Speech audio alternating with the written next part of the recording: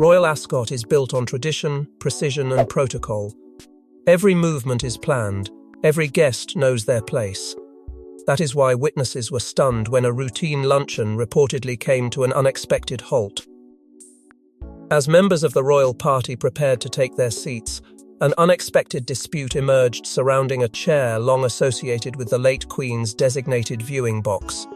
Within moments, whispers spread through Ascot's most exclusive circles. Before we go deeper into what this really means for the royal family, make sure to subscribe so you don't miss a single update. At first, nothing seemed unusual about the gathering. Royal Ascot has always been more than a sporting event. It is a showcase of royal continuity, a carefully orchestrated display of tradition where protocol carries enormous significance. Every year, members of the royal family participate in ceremonies and customs that have endured for generations. Because of that, even the smallest deviation from established practice can quickly become a subject of intense interest among those familiar with royal life. The luncheon was expected to proceed like countless others before it. Senior royals, distinguished guests, and longtime associates of the Crown had gathered as part of the occasion's formal schedule. Yet according to growing reports, attention suddenly shifted toward a single seat within the royal viewing area. To most people, it may have appeared insignificant. To those familiar with Ascot traditions, however, the chair carried a symbolic connection to Queen Elizabeth II, whose presence had shaped the event for decades.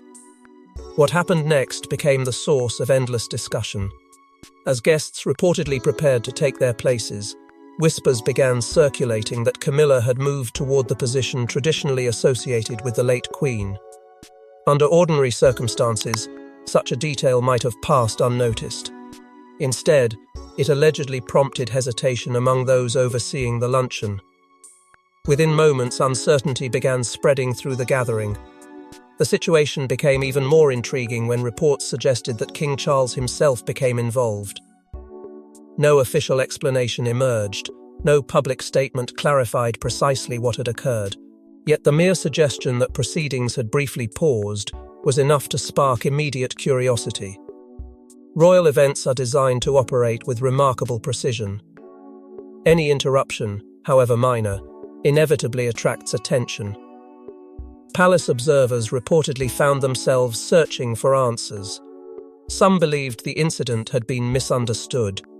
Others suggested it reflected the importance attached to traditions connected with Queen Elizabeth's legacy. Still others viewed it as a simple logistical matter that had been transformed into something larger through speculation. Yet regardless of interpretation, the story continued spreading. What fueled the fascination was not necessarily the chair itself, but what it appeared to represent. Royal protocol is built on symbolism. Positions, placements, and ceremonial roles often carry meanings that extend beyond their practical purpose. The more commentators examined the reports, the more they became convinced that the discussion touched something deeper than a routine seating arrangement. Meanwhile, palace insiders reportedly expressed surprise that such a seemingly minor moment had attracted so much attention. Guests exchanged observations, commentators offered theories, social media discussions began multiplying. Every version of the story differed slightly, but all shared the same central question. Why had this particular seat generated such intense interest? As the whispers continued spreading through royal circles, the luncheon became more than a scheduled event on the Ascot calendar. It became the starting point for a much larger debate about tradition, symbolism, and the enduring influence of royal legacy. But what appeared to be a simple seating issue quickly evolved into a debate about royal symbolism and legacy. To outsiders, it was merely a chair. To royal traditionalists, it represented something far greater. Royal Ascot has long been woven into the fabric of monarchy, and certain customs carry emotional significance that extends beyond protocol. As commentators examined the controversy, many argued the dispute was never really about furniture at all. It was about history, memory, and the lingering presence of a monarch who shaped an era. As reports continued circulating, the conversation gradually moved beyond the luncheon itself and toward the deeper meaning attached to the seat at the center of the controversy. What fascinated royal observers was not the physical chair. It was the symbolism surrounding it. Within royal institutions, traditions often survive for generations because they serve as visible links between the past and the present. To those who closely follow royal customs, certain ceremonial details become powerful reminders of continuity, stability, and history. Few events embodied that connection more clearly than Royal Ascot. For decades, Queen Elizabeth II was one of the most recognizable figures associated with the occasion. Year after year, her presence became intertwined with the event's identity. Ascot was not simply a fixture on the royal calendar. It was one of the places where the late Queen's dedication to tradition became most visible. Because of that history, anything associated with her role naturally carries emotional significance long after her passing. This reality explains why commentators reacted so strongly to reports involving the chair. For many traditionalists, the seat represented far more than a place to sit. It symbolized continuity with an era that shaped modern monarchy. The discussion was never really about practical arrangements. Instead, it became a conversation about memory, legacy, and how institutions preserve connections to those who came before. Royal experts frequently point out that protocol exists for a reason. To outsiders, many customs may appear outdated or unnecessary. Yet within royal life, traditions often serve as a language of their own. They communicate hierarchy, respect, and historical continuity without requiring a single word to be spoken. A seating arrangement, a procession order, or a ceremonial position can carry enormous symbolic weight precisely because these details have remained unchanged for so long. As a result, the reported Ascot incident quickly became fertile ground for speculation. Some observers believed the controversy reflected a sincere effort to protect traditions linked to Queen Elizabeth's legacy. Others argued that people were attaching excessive significance to a routine logistical matter. Yet even those who dismissed the more dramatic interpretations acknowledged that royal symbolism has always fascinated the public. That fascination only intensified as media outlets and commentators revisited the late Queen's long relationship with Ascot. Memories of her devotion to the event resurfaced. Discussions about her role as a guardian of tradition returned to public conversation. The reported seating dispute, whether major or minor, suddenly became connected to broader reflections on how the monarchy honors its past while adapting to the future. The more analysts explored the story, the more they found themselves discussing Queen Elizabeth's enduring influence. Even years after her reign ended, her presence continued shaping expectations, customs, and public perceptions. In many ways, that lingering influence became the true subject of the controversy. The chair was merely the symbol through which a much larger conversation was unfolding. By this stage, the focus had begun shifting away from the object itself and toward the individual reportedly responsible for intervening. If tradition truly lay at the heart of the story, many observers believed there was one person whose actions demanded closer examination. The discussion was no longer simply about legacy. It was about leadership and the responsibilities that come with protecting it. As questions multiplied, attention shifted toward the man reportedly responsible for stopping the proceedings. Few people understand the burden of royal continuity better than King Charles. For decades, he stood beside Queen Elizabeth as she carefully protected traditions that defined the institution. Now, as monarch himself, every decision carries additional scrutiny. That reality led many observers to wonder whether his reported intervention reflected something deeper, a determination to safeguard symbols he believes should remain untouched. As speculation surrounding the Ascot luncheon continued to spread, public attention increasingly focused on King Charles himself. The reported interruption had already generated debate about protocol, tradition, and symbolism. Yet many commentators believed the most important question was not what happened, but why it happened.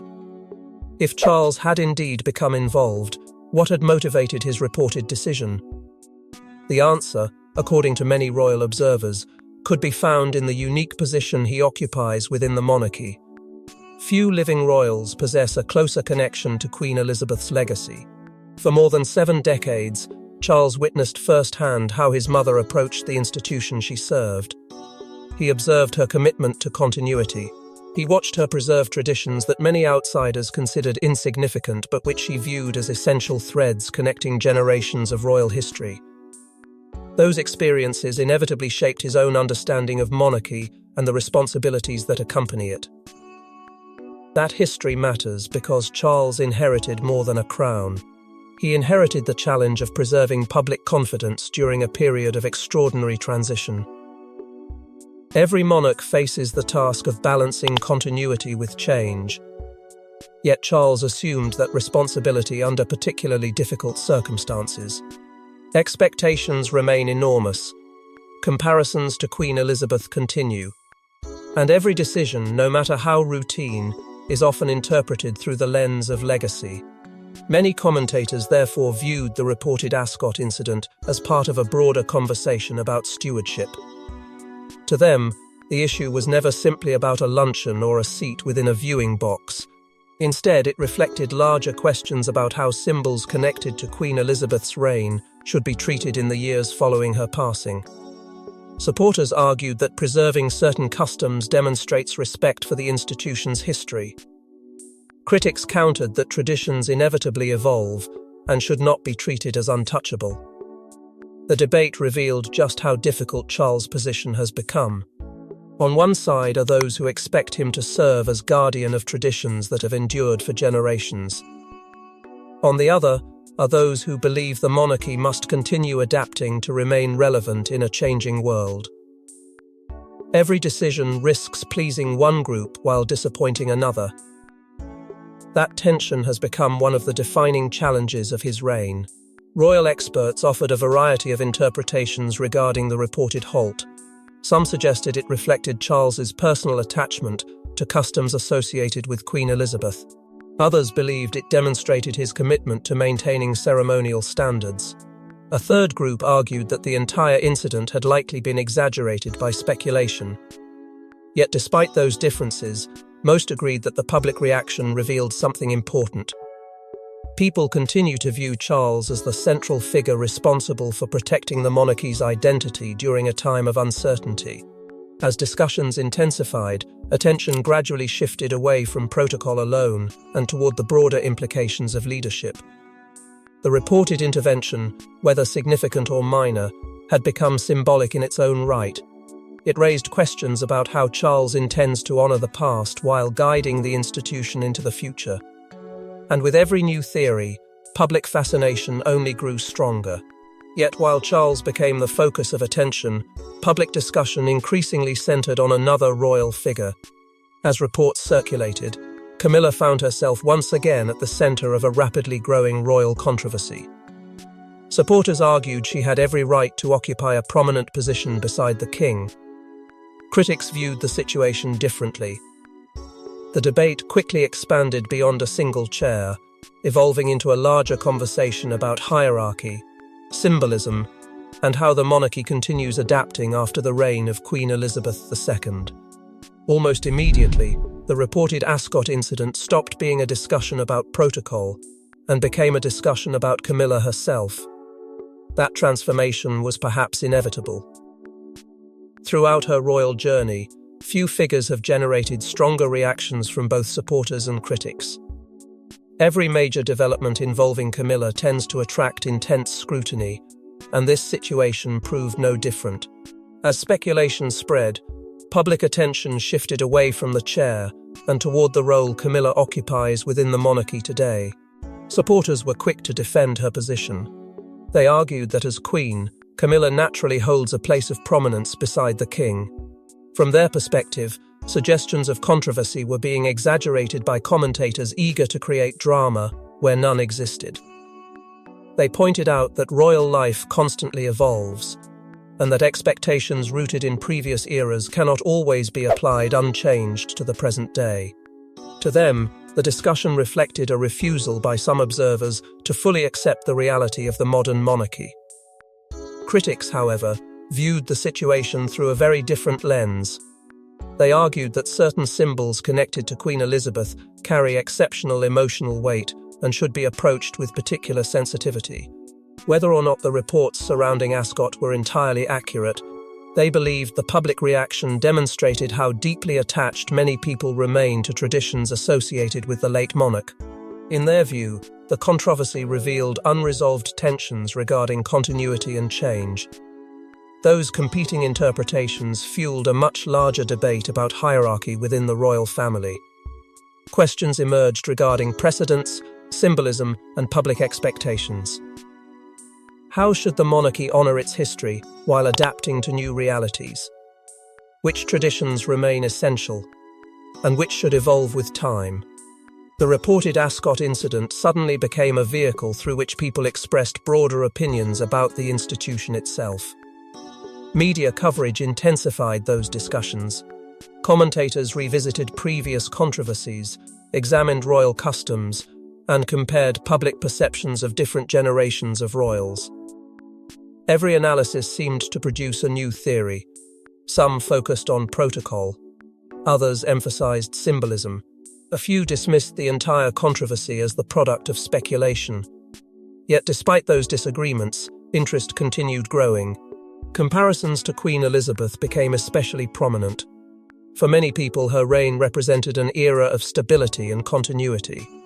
As a result, any story connected to traditions associated with her inevitably attracts strong emotions. Camilla's position within that conversation proved particularly significant, because she occupies a role that follows one of the most admired monarchs in modern history. Fairly or unfairly, comparisons are unavoidable.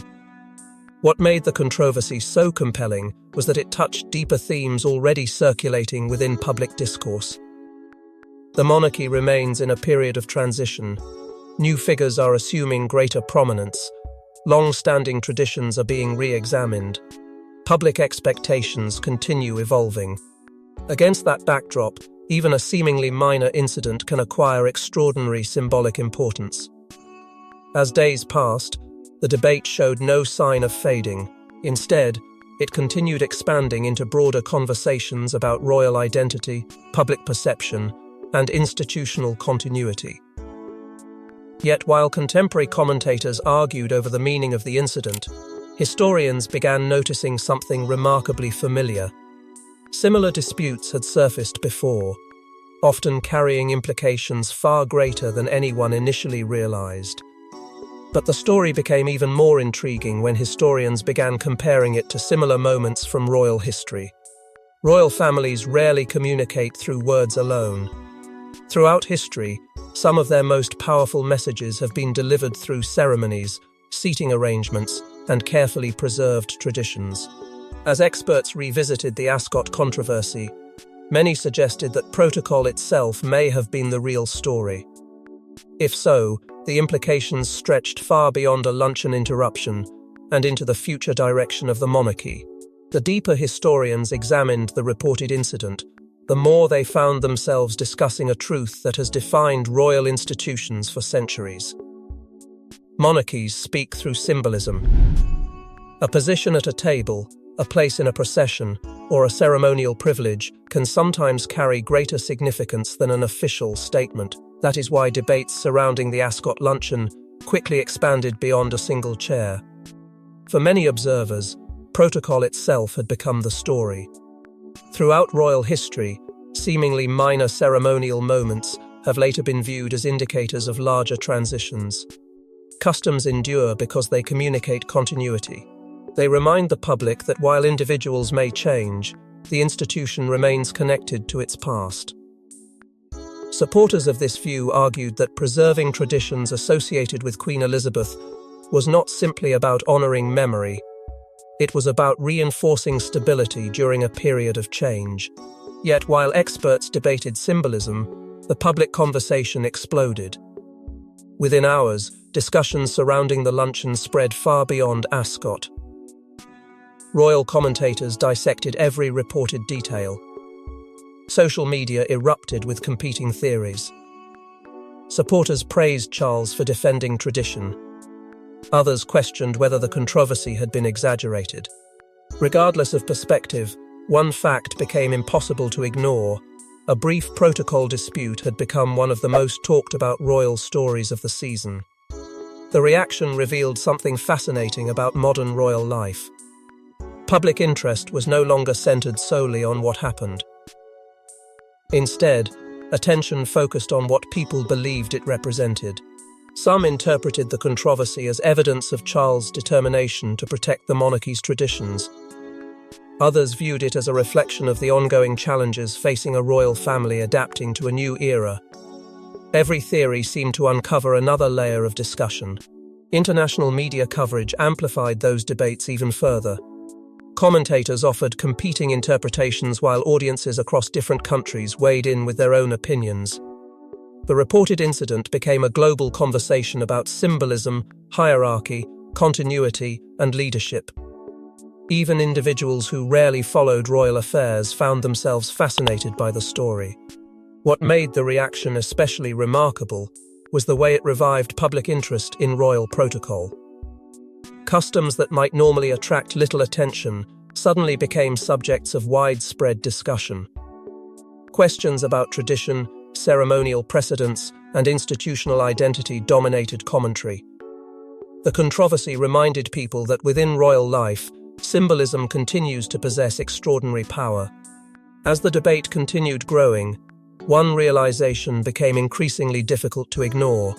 Whether the reported incident was significant or minor, it had tapped into deeper public concerns about the monarchy's future. Questions about leadership, continuity, and legacy were now driving the conversation.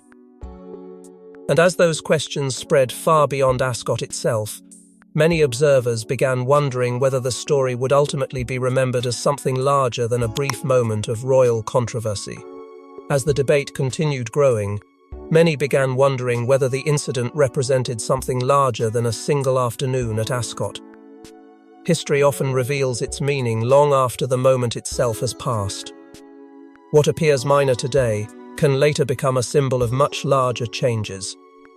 For many observers, the Ascot controversy carried exactly that feeling. The discussion seemed to reflect broader questions about continuity, authority, and how the monarchy intends to honor the past while preparing for the future.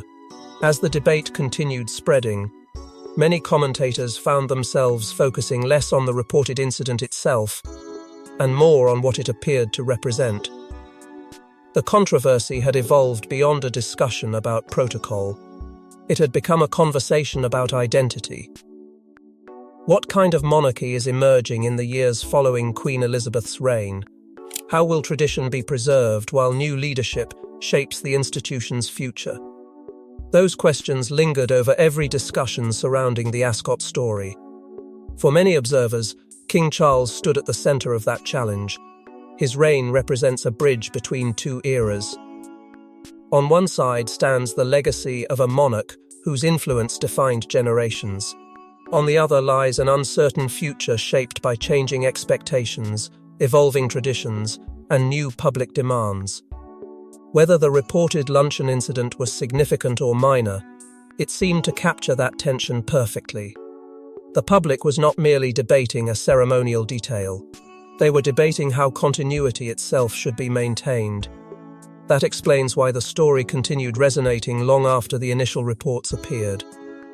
Protocol disputes rarely generate worldwide discussion unless they touch something deeper. In this case, many people believed the controversy symbolized a broader struggle between preserving legacy and adapting to change. The chair became a symbol. The luncheon became a symbol. Even the silence surrounding the event became part of the symbolism. In the end, no official statement fully explained the controversy. Yet a single seating dispute sparked discussions across the world. Whether viewed as a misunderstanding, a protocol issue, or a symbolic act, the moment resonated because it touched deeper themes of legacy, authority, and continuity. What began with a chair inside a royal box ultimately became a debate about the monarchy's enduring identity. Public fascination endured because the story reflected concerns that extend far beyond Royal Ascot. People remain deeply interested in the future of the crown, the preservation of tradition, and the figures responsible for guiding the institution forward. The reported controversy brought all of those themes together in a single moment. It transformed a brief incident into a larger reflection on leadership, symbolism, and public perception. Perhaps that is why the discussion refuses to disappear. Every generation of the monarchy faces defining moments that seem insignificant at first, but acquire greater meaning over time. Whether this incident ultimately joins that category remains uncertain. What is certain is that it revealed how closely the public continues to watch every gesture, every tradition, and every symbol associated with the royal family. Ultimately, the story was never really about a chair. It was about legacy. It was about continuity, and it was about the enduring power of symbolism within one of the world's most closely observed institutions. Because in royal life, the most powerful messages are often delivered without a single word being spoken. Thanks for watching. Please don't forget to like and subscribe, and we will see you in next one.